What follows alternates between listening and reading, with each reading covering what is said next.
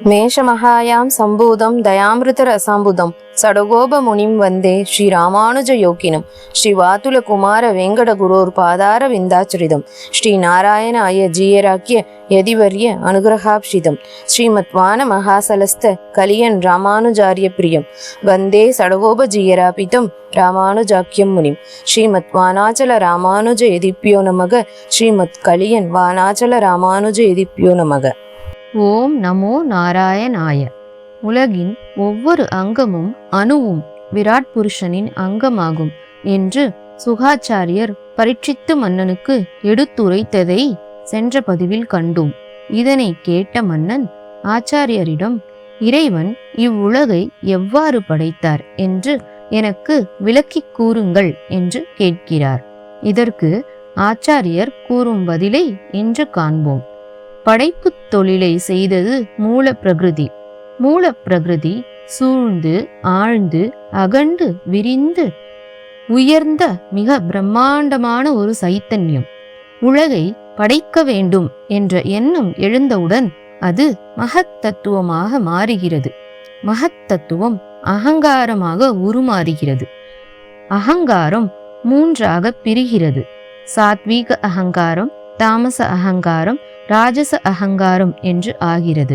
இதில் சாத்வீக அகங்காரம் ஞானேந்திரியங்களையும் கர்மேந்திரியங்களையும் அவற்றை கட்டுப்படுத்தும் மனதையும் உருவாகச் செய்கிறது.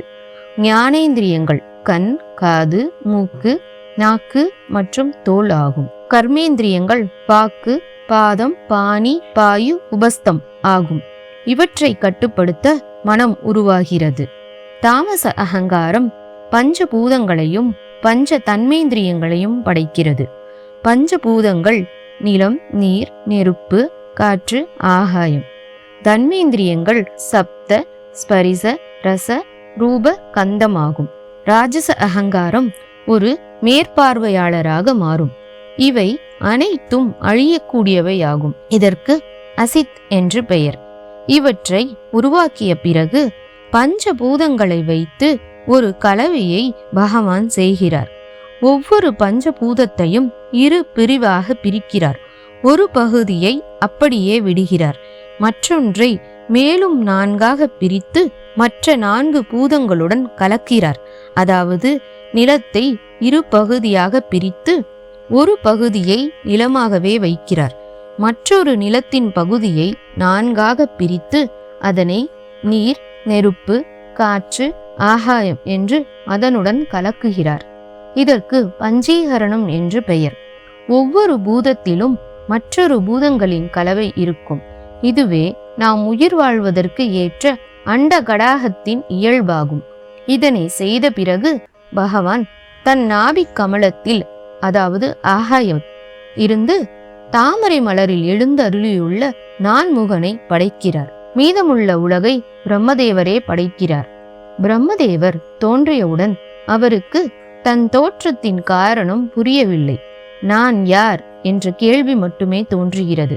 அப்பொழுது தப தப என்ற சப்த பிரம்மம் கேட்கிறது. பிரம்மதேவரும் அதற்கு செவிசாய்த்து 1000 ஆண்டுகள் தவம் செய்கிறார். இதனால் மனமகிழ்ந்த பகவான் அவருக்கு தன்னை காண்பித்து தன் கைகளால் பிரம்மாவின் கைகளை பற்றி கொள்கிறார். பிரம்மதேவர் பகவானிடம், சிருஷ்டியை படைக்க என்னை உருவாக்கியுள்ளீர்கள். அந்த சிருஷ்டியுடன் நான் சங்கம், அதாவது பற்று ஏற்படாமல் இருக்கவும், நான் தான் இதை செய்கிறேன் என்ற எண்ணம் எழாமல் இருக்கவும் ஞான உபதேசம் வழங்குங்கள் என்று கேட்கிறார்.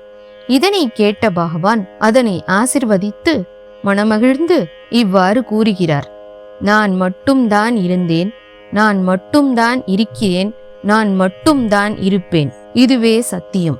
உன்னிலிருந்து கேள்வி கேட்பவன் நானே, அதற்கு பதில் சொல்பவனும் நானே. உன்னிலிருந்து படைப்பு தொழிலை செய்யப் போவதும் நானே என்று உணர்ந்து தெளிவடைந்து படைப்பு தொழிலை செய்வாயாக என்று பிரம்மதேவனை பகவான் அனுகிரகம் செய்கிறார். பிரம்மதேவரும் இதனை கேட்டு இருப்பில் இருந்தபடி இரு என்ற உபதேசத்தை தன்னில் வாங்கிக் கொண்டு இப்பூ உலகை படைக்கிறார். தனது தாமரை மலரை 3 வகையாக பிரிக்கிறார். அவை பூலோகம், புவர்லோகம், ஸ்வர்கலோகம். இவை நமது கர்ம பலன்களின் சொரூபமாகும். இவை மூன்றும் உற்பத்தி, நாசம் என்ற இரண்டையும் உடையது. பிறகு பிரம்மதேவர் 10 விதமான சிருஷ்டியை படைத்தார். மூல பிரகிருதி படைத்ததை வெளிப்படுத்தி மேலும் அறிவு, அறிவின்மை இரண்டையும் படைத்தார். பிறகு மரம், செடி, கொடிகள் போன்ற தாவரங்களை படைத்தார். அதன் பிறகு அசைவன, அதாவது விலங்குகள் மற்றும் மனித சிருஷ்டியையும் தேவ சிருஷ்டியையும் செய்தார். நம்மை வழி நடத்துவதற்கு ரிஷிகளையும் படைத்தார். தன் மானச புத்திரர்களான சனத்குமாரர்களை உருவாக்கினார். மரீசி, அத்திரி, அங்கீரஸ், புலஸ்தியர், புலகர், கிருது, பிருகு, வசிஷ்டர், தக்ஷர், நாரதர் போன்ற 10 முனிவர்களை தோற்றுவித்தார். காலத்தை பிரித்து வைத்தார். அதாவது கிருதயுகம், திரேதாயுகம், துவாபரயுகம், கலியுகம் என்று 4ஆக காலத்தினை பிரித்தார். இதனை செய்த பிறகு பிரம்மதேவர் தன்னுடைய உடலை 2ஆக பிரிக்கிறார். அது 2 ரூபங்களாக மாறுகிறது. ஒன்று பெண் உருவம், மற்றொன்று ஆண் உருவம். ஆண் வடிவம் சுயம்புவோ மனு, பெண் வடிவம் சதரூபை. இவர்கள் இருவரும் இணைந்துதான் மனிதர்களை உருவாக்கினர். இதற்கு விசர்க்கம் என்று பெயர். சிலந்தி பூச்சி எவ்வாறு தன்னிடம் இருந்து நூலை நூற்று வெளிக்குணர்ந்து தன்னிடமே ஈர்த்து கொள்கிறதோ, நீலக் கடலில் அலையானது உருவாகி மேலே எழும்பி கடலிலேயே அடங்கி விடுகிறதோ, மனிதர்களாகிய நாமும் அதை போலவே இறைவனின் சங்கல்பத்தால் தோன்றி வாழ்ந்து அவரிடமே ஒடுங்கிக் கொள்கிறோம். இதனை நன்கு புரிந்து இறைவனின் திருவடிகளை பற்றி கொள்வோமாக.